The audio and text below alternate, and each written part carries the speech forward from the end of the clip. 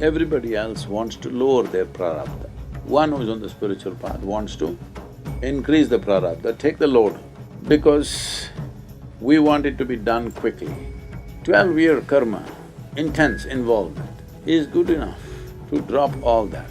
If you burn all your physical karma,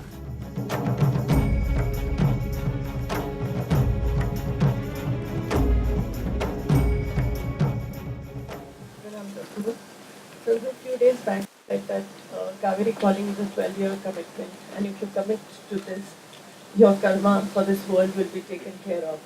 How do I get involved with my life, my sadhana, my kid, everything into this, that the whole karma is taken care of? karma means action.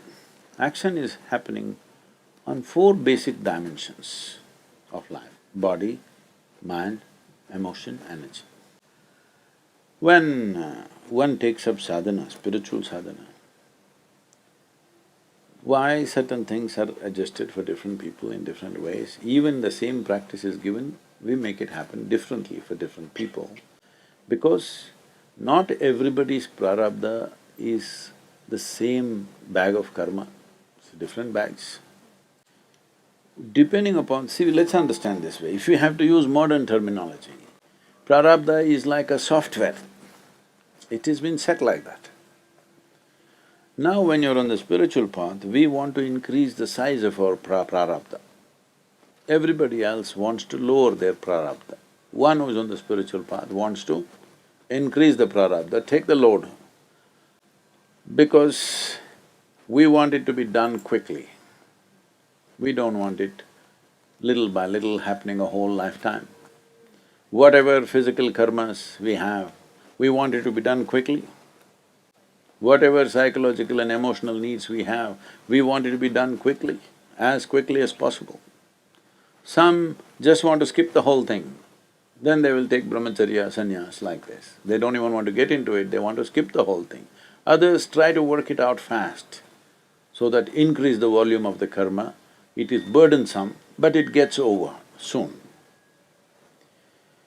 So when we look at it this way, there is a certain amount of energy in every human being, it's different. By internal, to put it in today's terms, a certain software is there within you which allots a certain amount of energy for your body, for your emotion, for your thought, for your inner dimension like this. There is a certain allotment. There is somebody here who has to do lots of physical things for them to feel good. There is somebody else here, if they work for 3 hours, 4 hours, they feel like that, but their involvement is of a different level, but they cannot work like that. They're different types of people. This is not just by attitude. Some might have developed attitudes of laziness, that's a different matter. But actually energies are made like this. So, when we put people to different kinds of activities, we're constantly observing where and how their activity is going. Most people think, I've done enough most of the time, okay? This is a problem, because they're in market economy. How to give less and take more? Hello?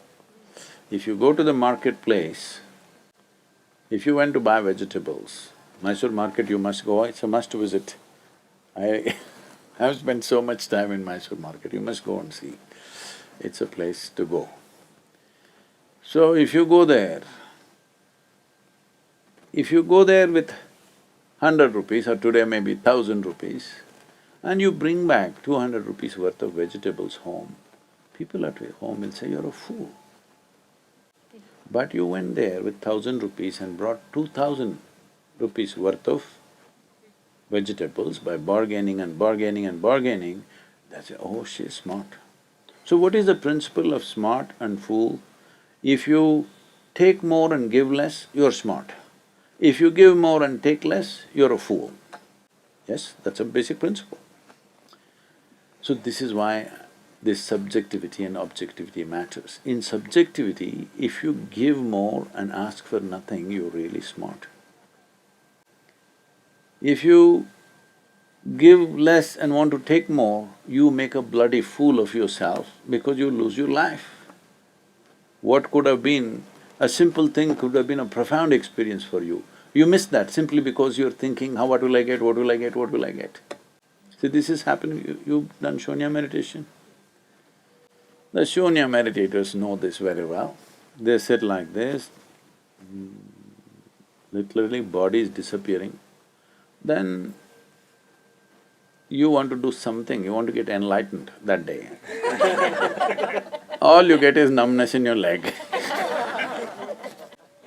The moment you try to take something, it's over. It's over. It doesn't even exist. Those who are always on that mindset, they sit, this damn shunya, nothing happens. Yes, nothing will happen, because the idea was to make nothing happen. Shunya means nothing, all right. So, in the subjective world, you must be done with your karma as soon as possible. 12-year karma, intense involvement, is good enough to drop all that. If you burn all your physical karma, if you sit here, you sit unmoving. If your physical karma is not finished and you try to sit still, in dozen different places it feels itchy for nothing. Nothing is there. Simply do like this, ant is going, no ant. Imaginary ants will go, all kinds of things will happen. Simply because your karma is not done and body cannot sit still. To make it sit still, you must be done with this. So I said, 12 years if you give yourself, it'll be so done that if you sit, you will sit unmoving. It's important. If one does not know stillness, they miss life. It's like someone said, man is ill only because he does not know how to be still. Yes, all the illness is out of that. Not able to be still means you have not managed your basic energies properly. That's all it means. It doesn't allow you to settle down, it'll…